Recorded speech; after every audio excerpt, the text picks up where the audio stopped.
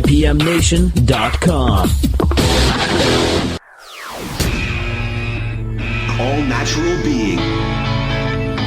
Warning, All Natural Being with Brawdy is designed to shake your sense of self to the core. It's full contact psychology with an empowering twist, a philosophical loofah for your soul. For those of you not ready or comfortable releasing your inner superhuman, listener discretion is advised. Here's your host, Brawdy.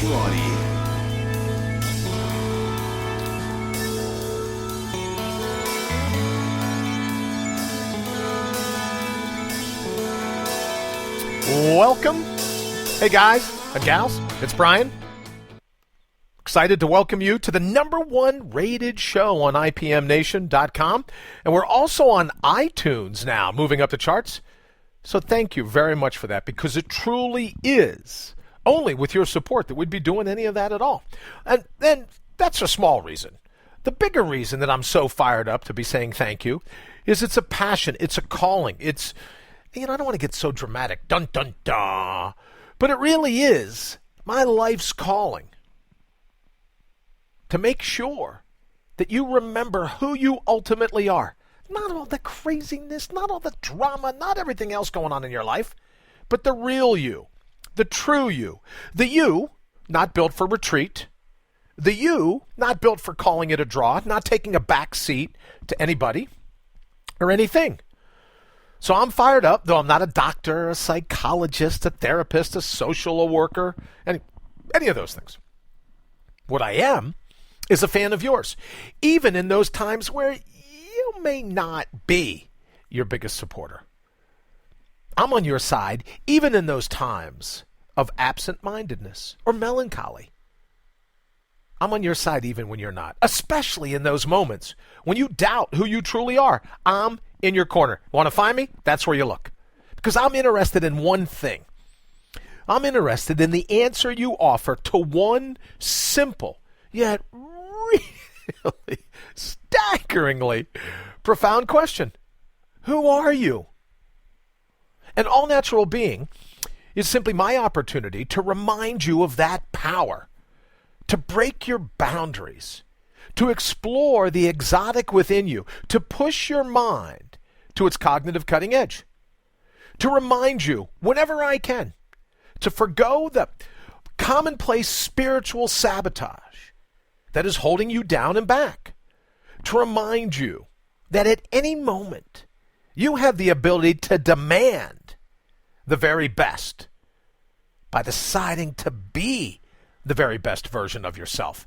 You can choose at any second in the clock, any day on the calendar, you can choose a euphoric life. So I'm here Monday through Friday, each weekday morning, 7 to 8 a.m. Eastern Standard Time. Then again at 11 a.m. and 8 p.m. Eastern here on IPM Nation as well, to suggest one thing, and that is that you take an evolutionary leap back to your original depths, back to the native within you, back to the authentic parts of who you truly are. So you could say back to square one, back to your all-natural being. And if you're currently estranged, temporarily, not connected to your inner superhuman, if it's been a while since you've tapped your home base, if it seems normal to second-guess yourself, now we need to take care of that, because that's not what you're here for. So we're going to reset your mindset, I guess you could say. We're going to resuscitate your all-natural resilience, to revive your thick skin and the authentic girth of your backbone. Because it's time to get your grit back. It's time to get back in the groove. We're going to restore your core.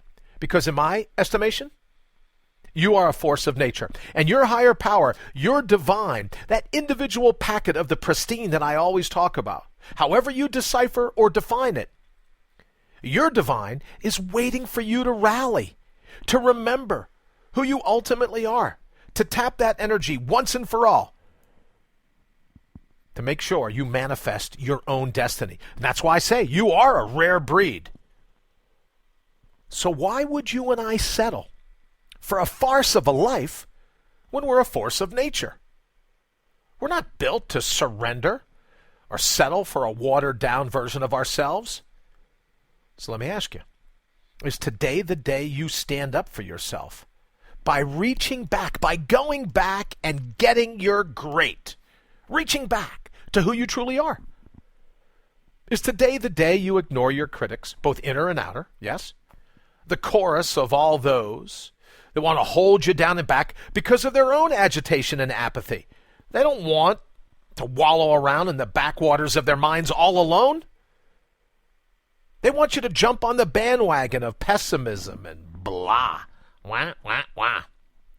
So let me ask you, is today the day you stop acting like their words, their looks, their attitudes, their opinions can somehow penetrate you without your permission and then your assistance? Is today the day you stop carrying their baggage for them? That's what they think. They're their thoughts. They're not yours. They're such a huge fan of all the baggage, all the self-defeating beliefs. Let them lug them around for a while.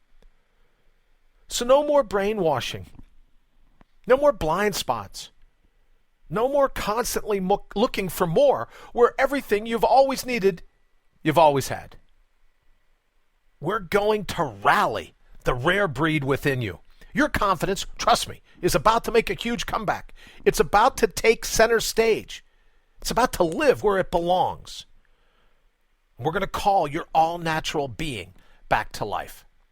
So is today the day you refuse to let the plastic fruit in your life dictate the menu of your mind? You know what it takes to be great. What's it going to take for us to stop acting like we don't know? Oh, I don't know what I need to do. Yes, we do. So no more masquerading. No more hiding. How's it benefiting us? I believe you're here to wow the crowd, to steal the show, to manifest your destiny and live up to your end of the bargain. So I say, let's get to it.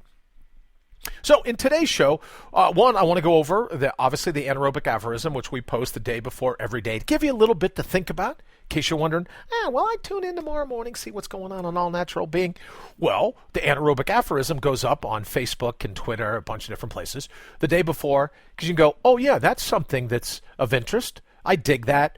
Or you think, I'll take a pass. But whatever you think, I like to give you a heads up. I like to show you where some of the speed bumps are going to be. And then we're also introducing today, I think I talked about it day before yesterday, but I talked about from around the web, different stories that I find that I think help support the position that you really are a badass, that you really have at your disposal a nearly unlimited reservoir of natural resources. So we're going to get to that as well. And then also the segments for the show today, again, hoping I keep with it, but we've got 4 segments. The first one, ready for this one? Spiritual Sarcopenea. Sarcopenea, have you heard the term before? We're going to kick it around what that means. Oh, and believe it or not, we're going to start off with a definition from WebMD. Then in our second segment, we're going to kick around the idea as to why all-natural being isn't for everyone. It takes a special breed of human mind to demystify the world around us. Or, as George Orwell liked to put it, to see what is right in front of one's nose requires a constant struggle.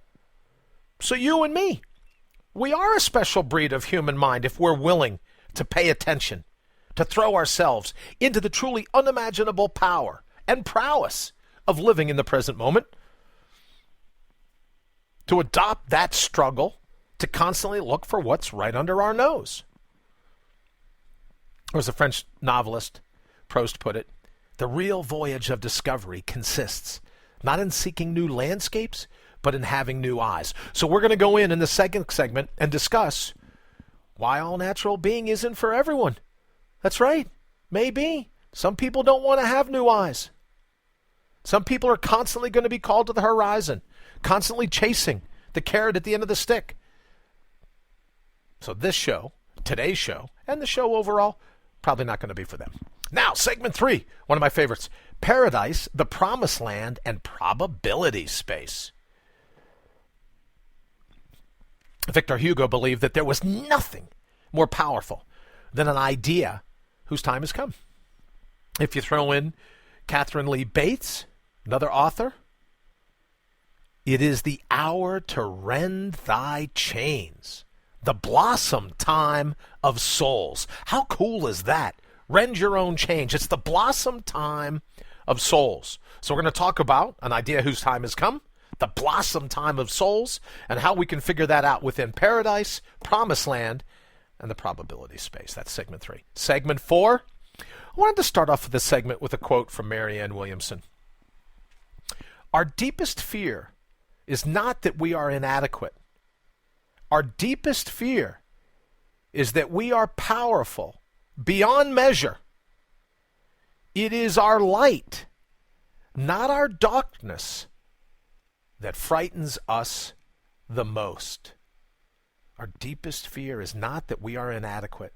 Our deepest fear is that we are powerful beyond measure. It is our light, not our darkness, that frightens us the most.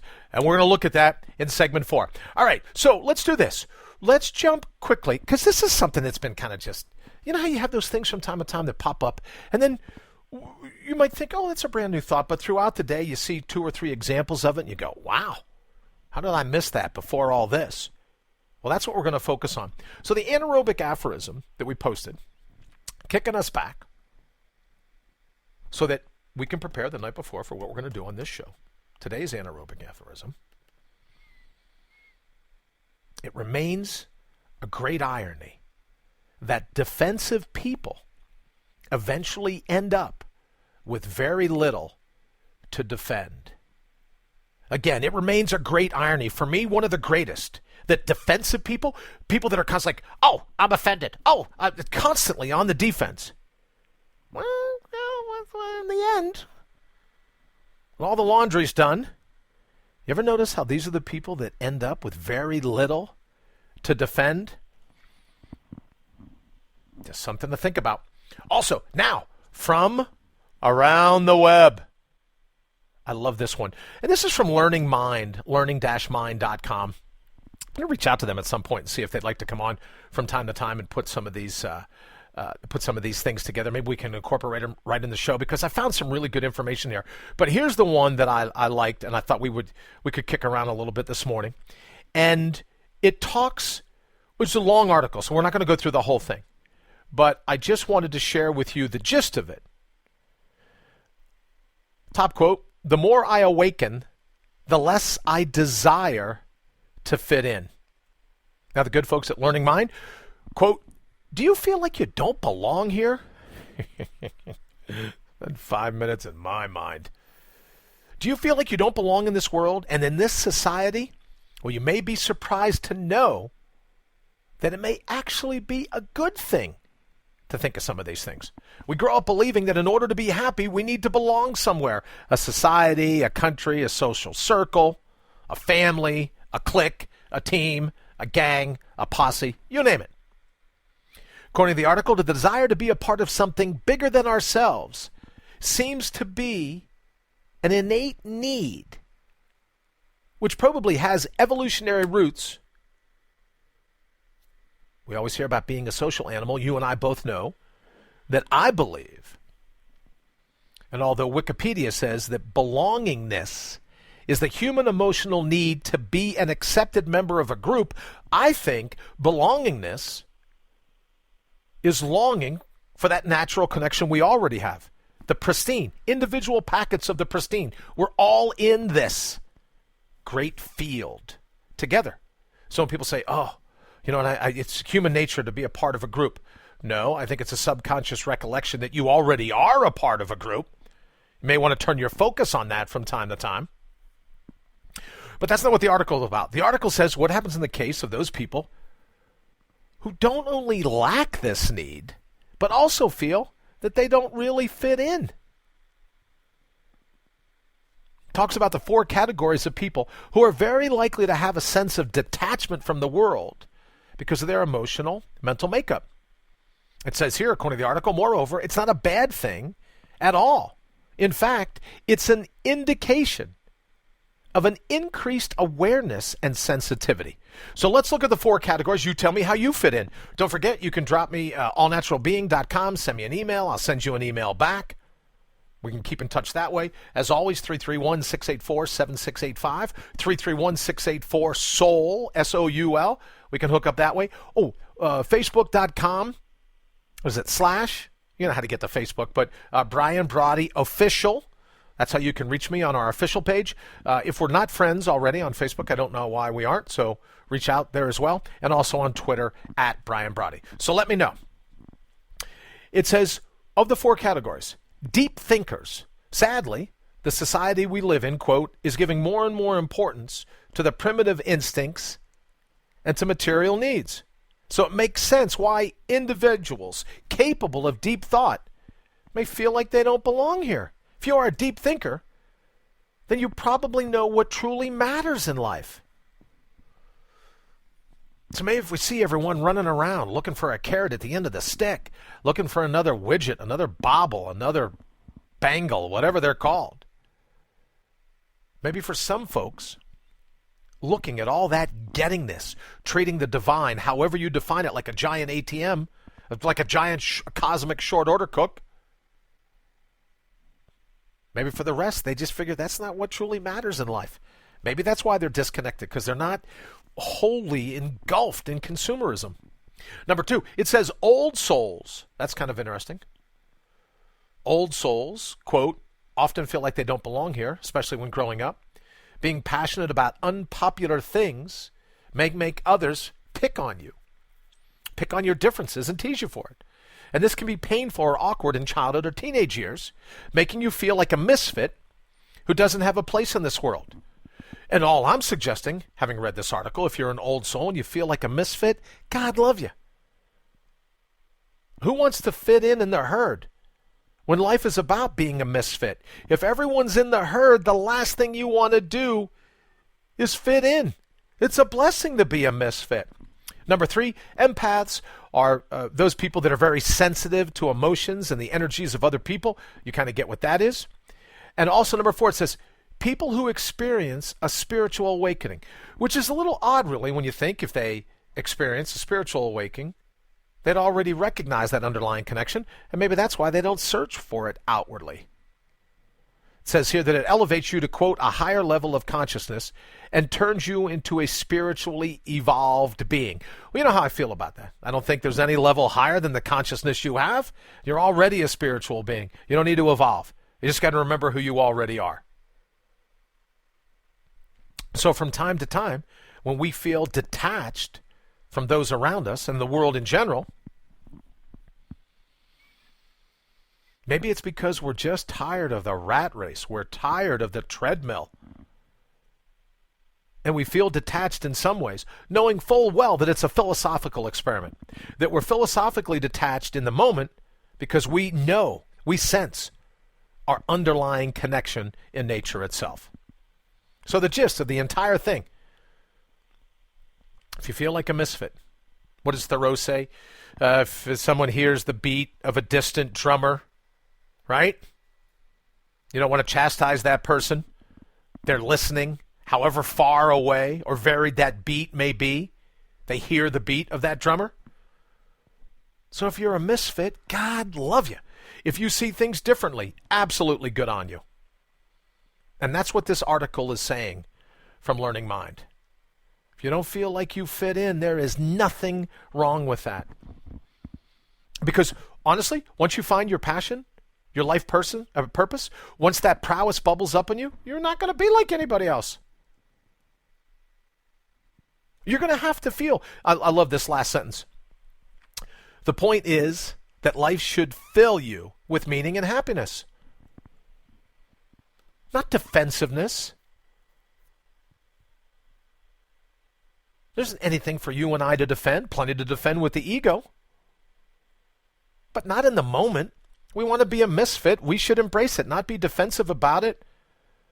Not worry about being ostracized, because ultimately, you and I both know we can't be ostracized. Not at our core. Our ego can get defensive because it feels we're being ostracized, but we can't be.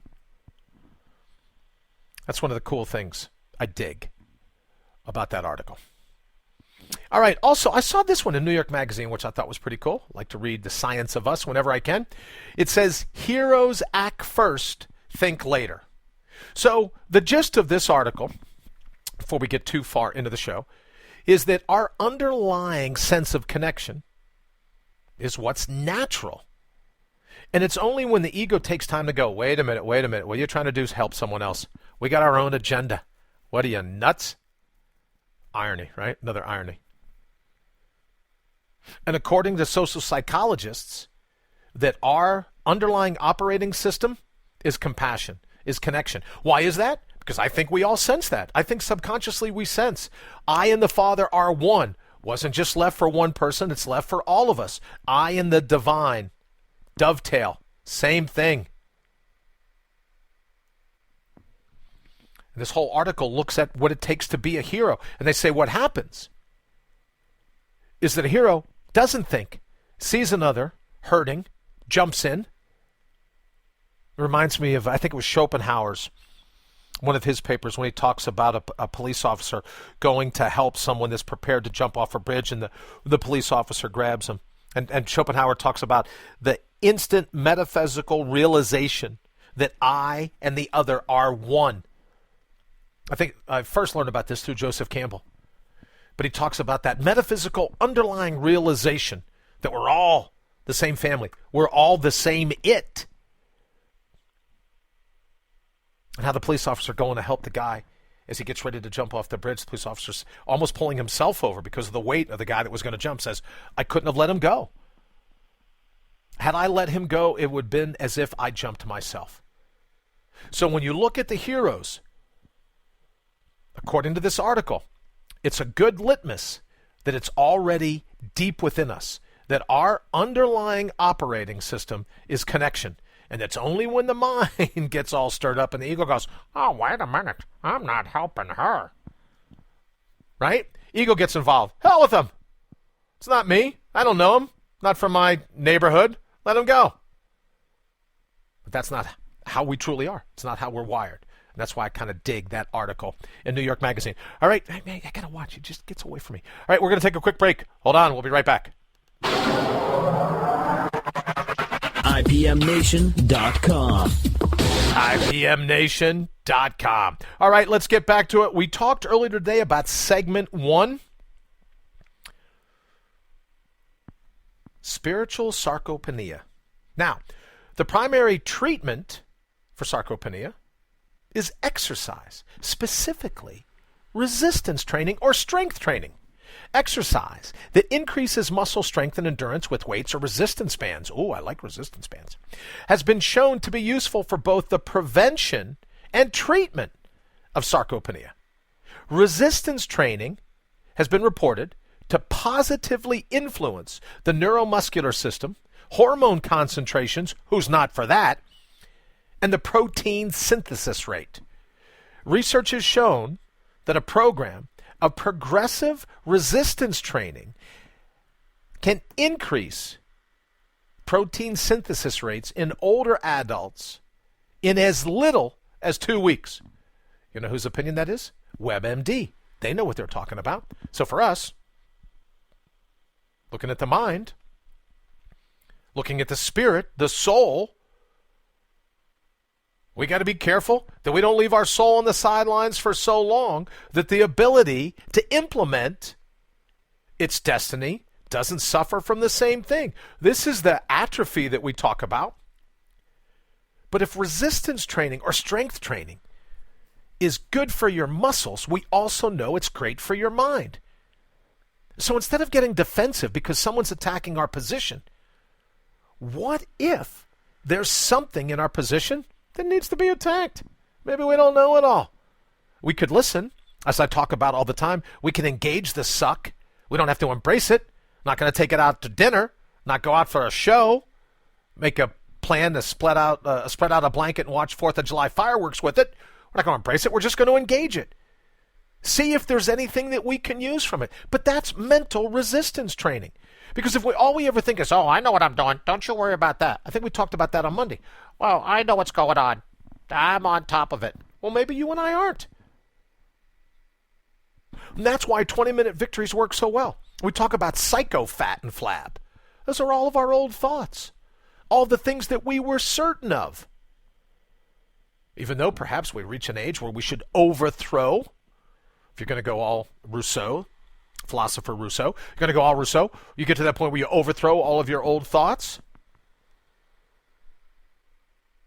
Maybe psycho fat and flab is what we can burn off doing these 20-minute victories, where we try something new, where we're not defensive.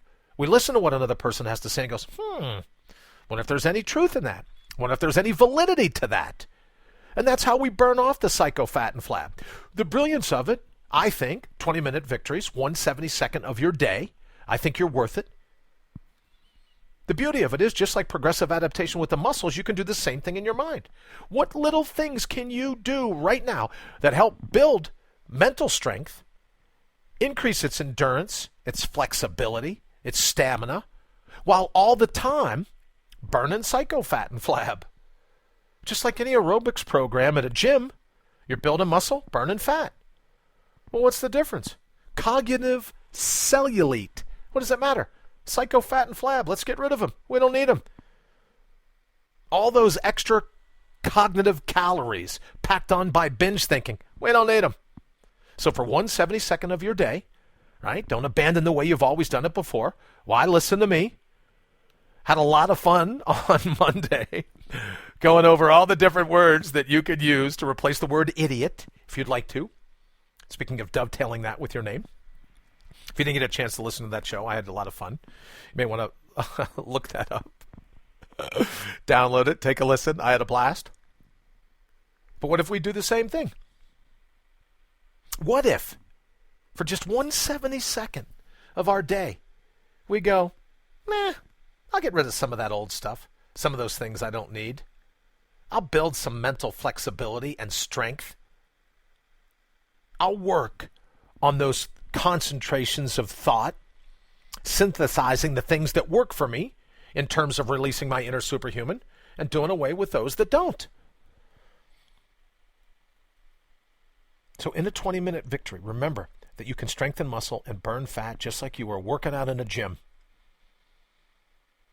Your mind is like any other muscle in your body. And just like you can't beat yourself up if you go to the gym and you learn how to do the perfect pull-up. Can't do 150 of them tomorrow morning. No one could expect that of you. If you learn how to do the right one, then maybe in a week you could do 2.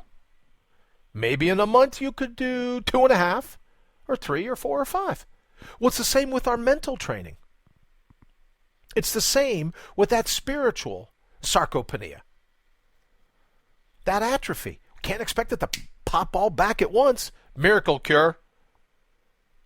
We do it. Progressive adaptation, little steps, 20-minute victories. And they're scalable. So do one today, then tomorrow do the next one. If you like, maybe do 2 or 3 today. Pack them all together. They're your minutes. They're your days. Use them any way you like.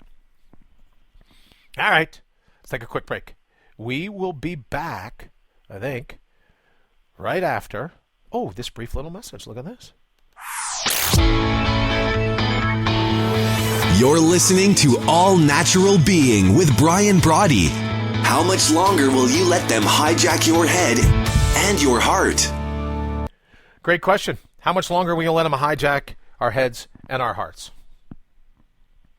And for some people, they don't care. They go, yeah, I'd love to be hijacked. Which leads us into segment 2. Why all natural being isn't for everyone. Right? It comes to people in stages. As I said in the opening, it does indeed take a special breed of human mind to bring its own grit, to work, to demystify the world around it. And I love George Orwell's quote, to see what is in front of one's nose requires a constant struggle.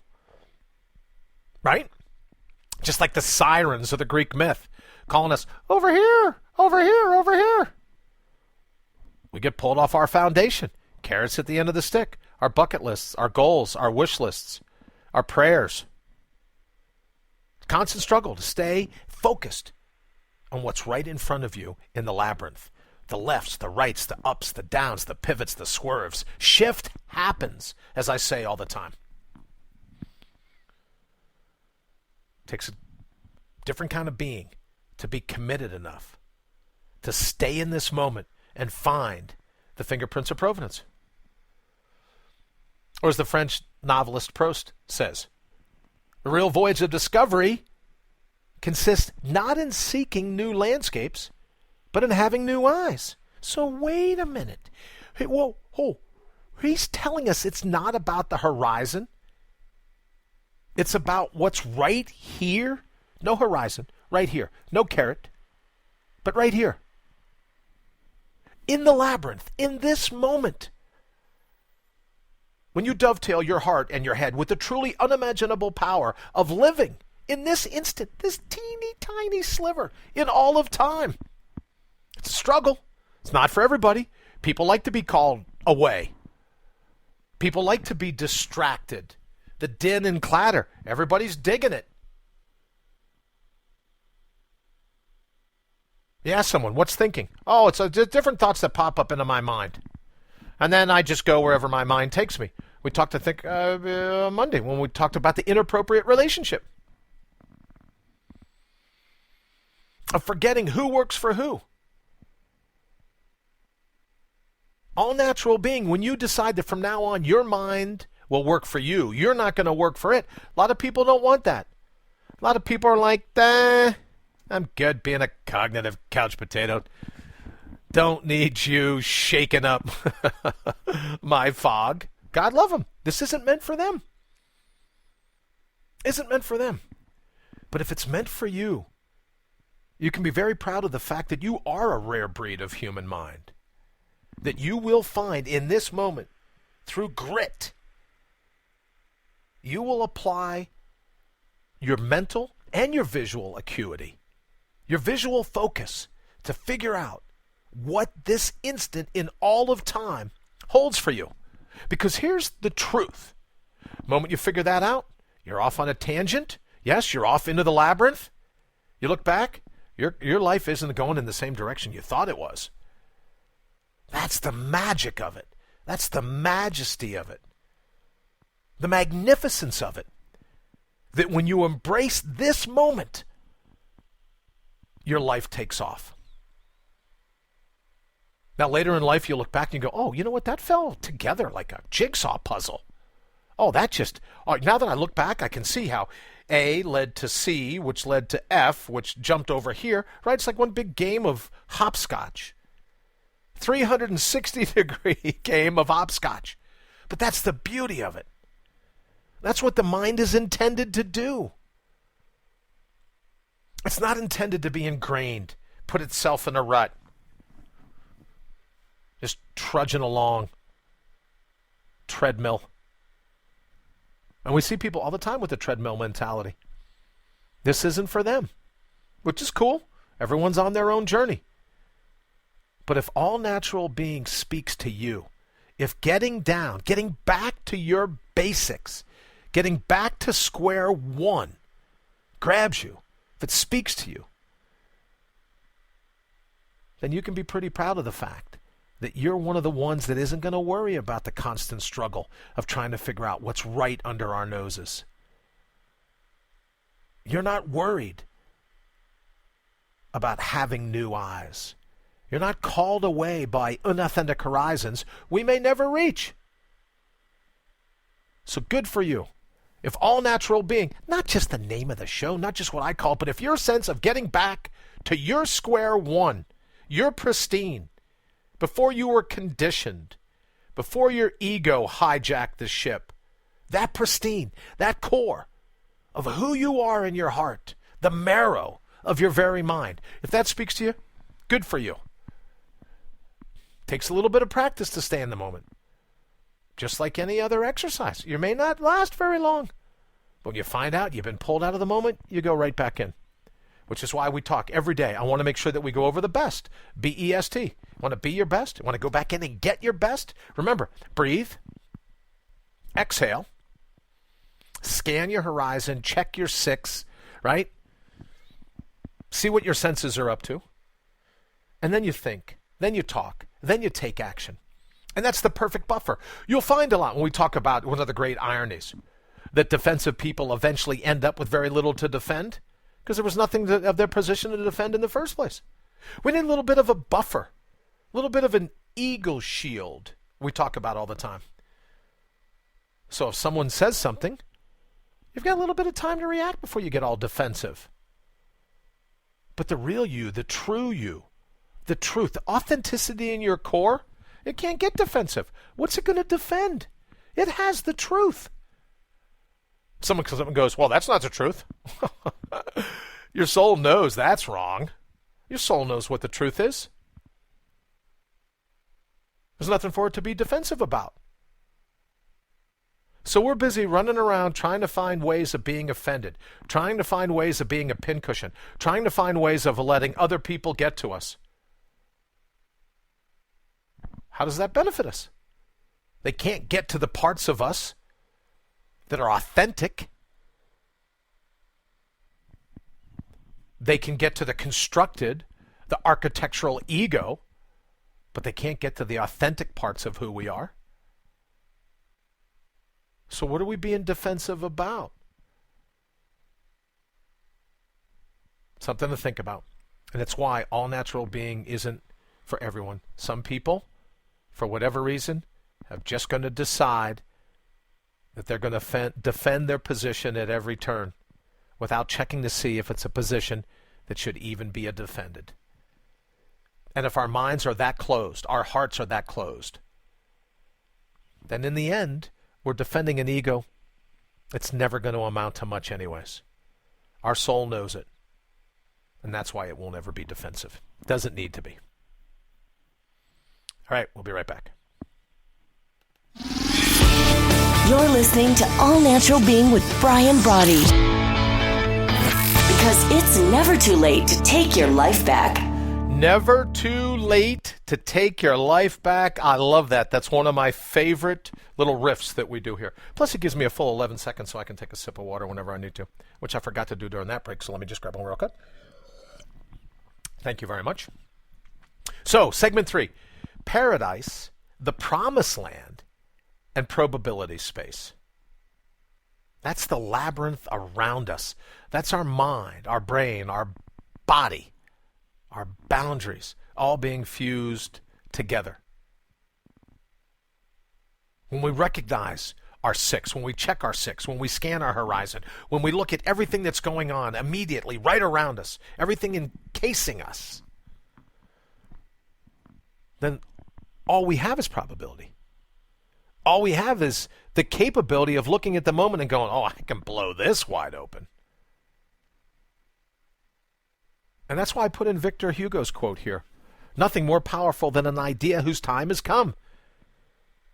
With the advent of everything going on in science, heaven, Higgs field, whatever you want to call it, evolution or Elohim, it's on you. Whatever you decide, however you decode and define the divine, you're a part of that probability space. And I mentioned Catherine Lee Bates. The author says, it is the hour to rend thy chains. The blossom time of souls. Well, I dig that. There is no more powerful idea than an idea whose time has come. And it has absolutely come to the moment for you to embrace the blossom time of your own soul. It's time to call your soul off the sidelines. That's paradise. The promised land is right beneath our feet. That probability space where you literally can chart your course into the labyrinth, making a life truly euphoric, a life that thrills you. That's what it's all about. The blossom time of souls. She was so right. So let me ask you, what will it take for this moment to be the blossom time of your soul? How do you feel? What do you think? It's one of those quotes. She did such a great job. It's one of those quotes that when you hear it, you almost feel it. Now people will call and go, well, of course you feel it, Brian. Hearing's all vibrations. It's vibrations in the eardrum. So, yeah, but I mean it deeper than that. The blossom time of souls. More importantly, the blossom time of your soul. What is the blossom time of your soul? If, as you know, I believe that there's a time-released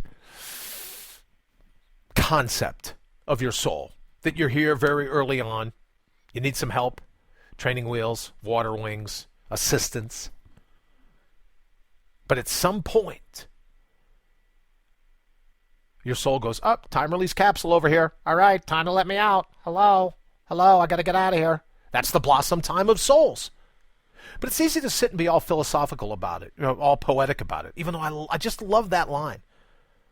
It is the hour to rend thy chains. What are the chains holding you back right now, in this moment? What are the chains holding you back, preventing you from permitting your soul to blossom? Worried about your critics? What if Marianne Williamson was right? I read her quote in the very opening. What if she's right? And we'll get to that in the next segment. But what if our deepest fear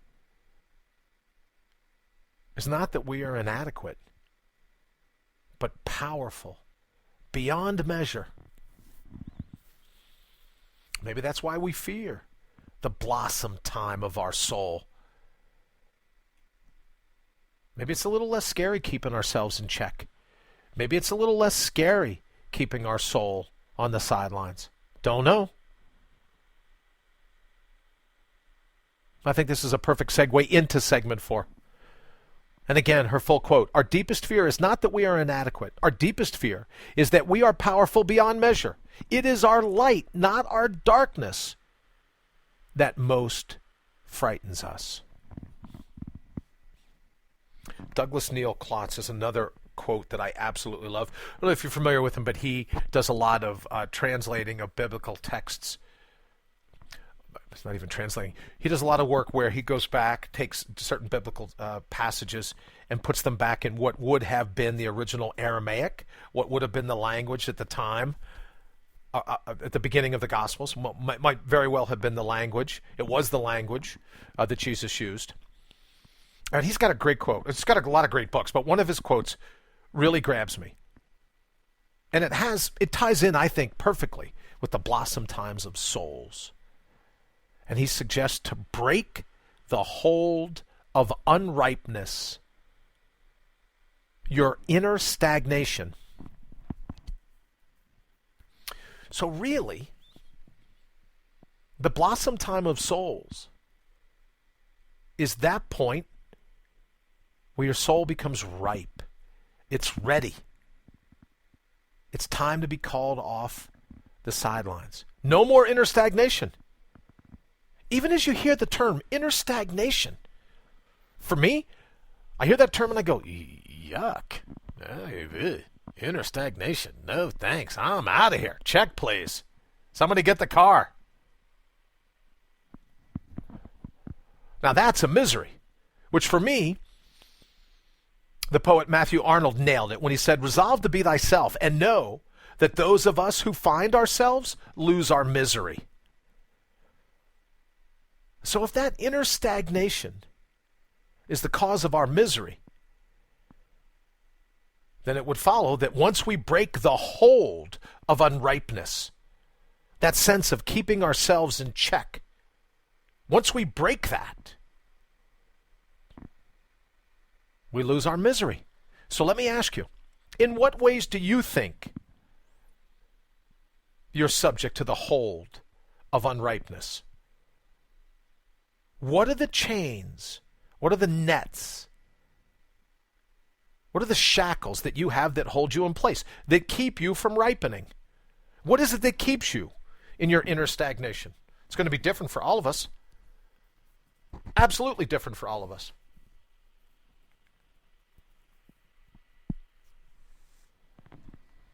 Doesn't matter that fate exploits our fear. Oh, don't worry. There's nothing wrong with unripeness.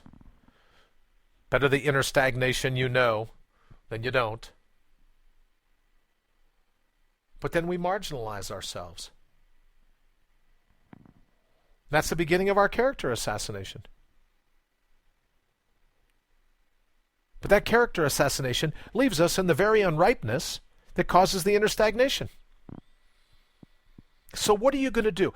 If you pull out your notebook and you chart your 20-minute victory for today, what ways are you working against yourself? Write them down. What ways are you postponing the blossom time of your own soul? What ways do you keep yourself in misery? What ways do you keep yourself in that inner stagnation? Because if you and I can identify the chains, how we shackle ourselves, how we sideline ourselves, then it would stand to reason that once we start to work a little bit on loosening those chains, makes it a good bit easier for us to thrive. Makes it a good bit easier for us to unleash. We hear all the time, unleash the power. I think Tony Robbins has it, unleash the power. Makes it a good bit easier when we don't have to be a counterfeit. We don't have to be a fraud, a fake anymore. If Arnold was right, resolve to be thyself, the real you, the pre-amnesia you, the pre-baggage you. That's the key.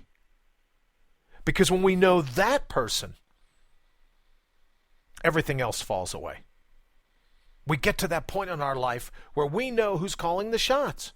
That's our all-natural being. No more identity crisis. No more marginalized sense of self. No more spiritual sarcopenea.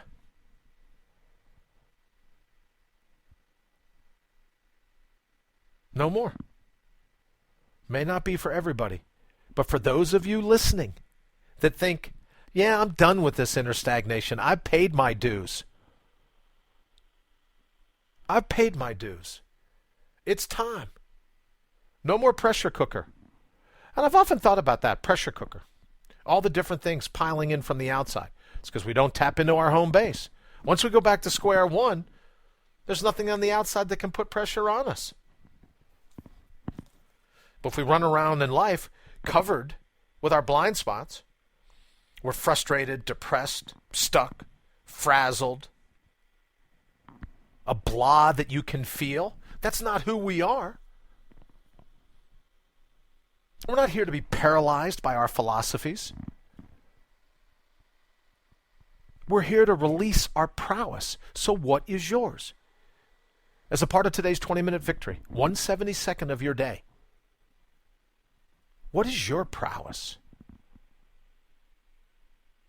Because when we come at this as a 1-2 punch, what can we do to loosen the chains? What is it that's actually chained? What is our prowess? What is our passion? What is our purpose?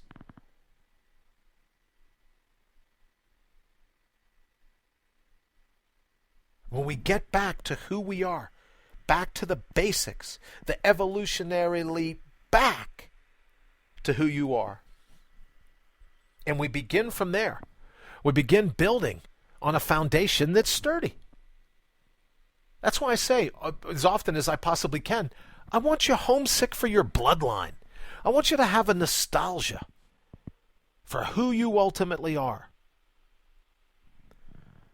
We talked before in segment 2 how this isn't for everyone. The ROI, the return on intrepidness. Most people don't want to be that intrepid. Most people don't want to stay in the moment and figure out, man, it's right here. It's right in the periphery. It's right under my nose. Right here in front of my face. What is it I'm supposed to be doing in this moment? What's a part of the code? What's a part of the cipher? What's the part of the Rubik's Cube, if you will, that I have right in front of my eyes? What are the fingerprints of provenance? How are they lining up just for me? Lose all the psycho fat and flab. How is it lining up just for me? How is this probability space, paradise, the promised land? How is it lining up for me? And all the stress. Everything that happens when we sideline ourselves, when we shackle ourselves, when we stifle ourselves. That's why we're susceptible to stress. When you nail your all-natural being, there's nothing for that stress to hook onto. Nothing for it to grab a hold of. No mental masochism. No having our inner eye covered over with philosophical graffiti of what everyone tells us should be the way it is. But you know in your heart, dovetailing your head and your heart with the truly unimaginable power of living in the present moment. That's your promised land. That's your paradise. And when you realize who you are, coupled with where you are in this labyrinth, those two things yield the blossom time of souls. That's what helps us to break the hold of unripeness. To let our intellect pierce that inner stagnation, both in and out.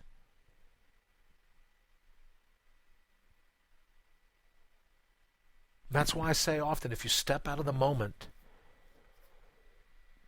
you're not grounded anymore. It's in this moment that we have our only shot of losing our misery. It's in this moment that we can resolve to be ourselves. And then we don't have to worry about being defensive.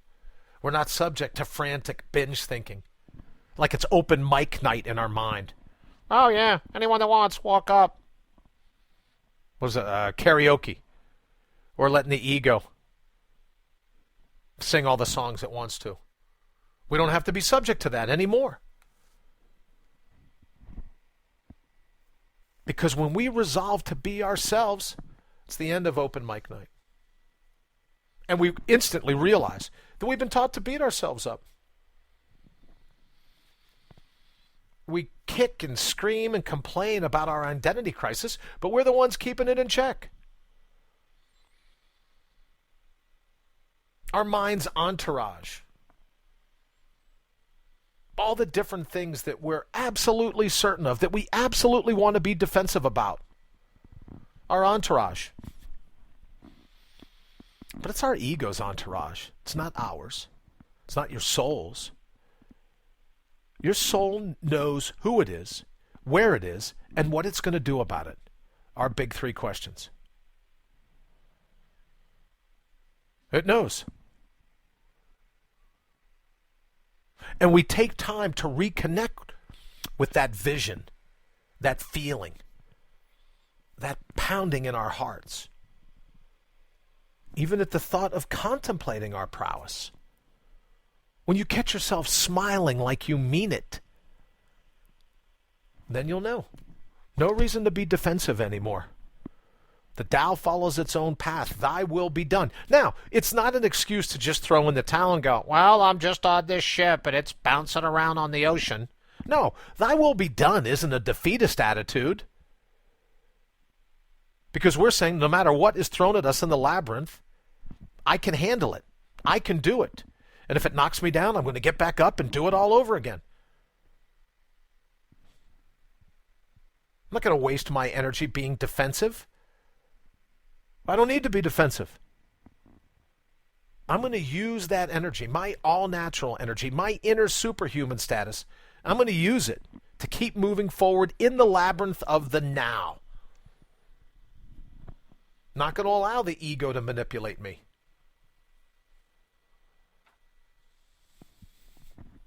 Only you know. Is today the day? Because it's never too late. Every chance is a second chance to be who you already are.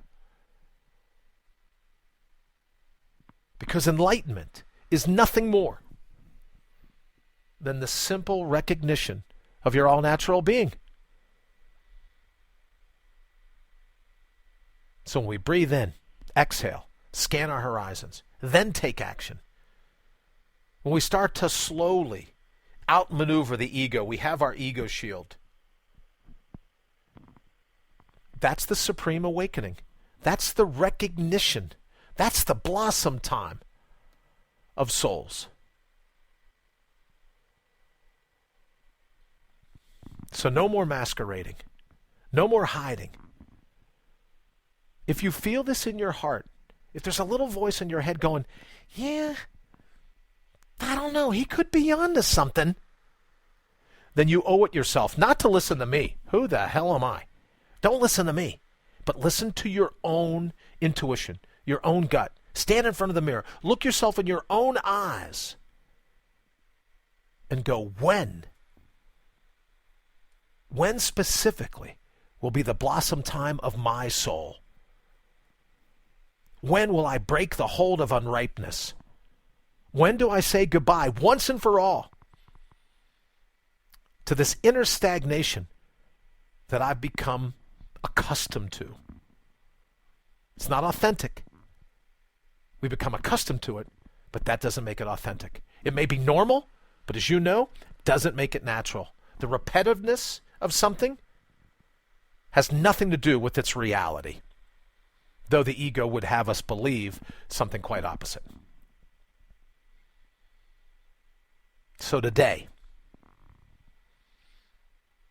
standing in front of the mirror or writing in your journal, what will you do to finally say, I've had enough with taking a backseat to anybody? I'm not going to allow the ego to preoccupy me anymore. I'm not going to allow it to bait and switch me, to pull me in. As we talked about yesterday, when we said that happiness and success always chase after a soul on fire, what's it going to take for me to rekindle that very fire in my soul and let it out? Because when we do that, that's the euphoric life that we all deserve. So my invitation to you is to spend 20 minutes going back to the basics, going back to square one. Who were you before all the conditioning? Who were you before all the chains? Who were you before you learned to run from a struggle? Before you learned to apply your grit? Because when you recall that person, this gig is an easy one for you. There's nothing to be unhappy about, nothing to be sad about, nothing to feel jilted by. When we remember who we are, we beat back the atrophy, the apathy, the amnesia that may be normal in our lives. But it has nothing to do with being natural. So before we go, is today the day that you can mark down in your book, this today was the blossom time of my soul? All right, looking forward to hanging out with you tomorrow. As always, thank you so much for everything. Remember, allnaturalbeing.com. Leave me an email. I'll fire you one back. You can reach me on Facebook and Twitter. You probably know of those already. But for today, do yourself a favor. Be your own best friend. Be your own biggest fan. Recognize your position in the probability space.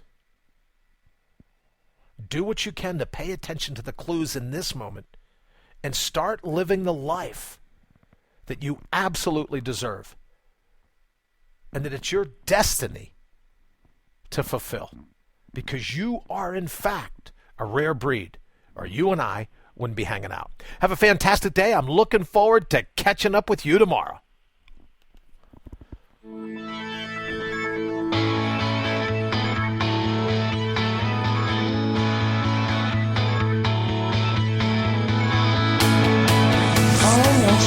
You've been listening to All Natural Being with Brian Brawdy. Join us live every Monday through Friday, 7 to 8 a.m. Eastern. Also, check us out around the clock at allnaturalbeing.com. Until then, always remember to bring your own bold. Always remember to bring your own bold and to get to that stage where it's time for your soul to blossom. Have an absolutely fantastic day. IPMNation.com